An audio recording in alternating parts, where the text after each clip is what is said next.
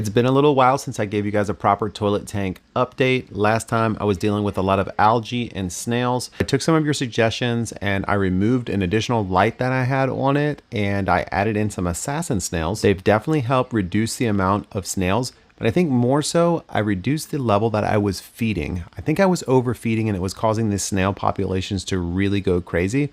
It's semi under control now. The algae situation, however, is not really under control. I don't know why, it's just getting too much light even with this little one. So I have to come in here and scrub everything, otherwise the toilet doesn't really look very good. This light, even though it's not very powerful, it gets left on way too much. I need to put it back on a timer and get it down to like 6 hours of light a day or something like that. The Java ferns and the Wassertang grass or whatever is doing really good. Here I'm checking my ammonia, my nitrites, and my nitrates. This is so I can tell whether or not I need to do a water change, and everything is at 0, which is great. That means the tank is perfectly balanced. Everybody said that, all these fish experts were saying, oh, you can't put fish in your toilet, it's too small.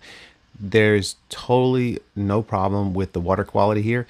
The only reason I change a little bit of the water is because I like to vacuum the gravel in the front. It gets kind of dirty with all of the poop and stuff that falls down there, and it looks much nicer. I had to take a little bit of a break because we have another batch of baby shrimp, and there's a little crab there as well that I didn't want to suck up, so I waited for them to kind of get out of the way. And then I go back in like a second time with the scraper by hand once the water level is down, and I can kind of get my hand in there and really get like the fine areas where I couldn't get it with just the magnet. And then I did a little bit of like pruning some of the plants. I took out the guppy grass because it's like all picked clean. I need to get some more of it. And then like the pieces of the like floating plants that I had there are not really doing well. I think because the light is kind of underneath them and they're just kind of just not a good plant to put in there. But the Java fern and the Wassertang grass is great.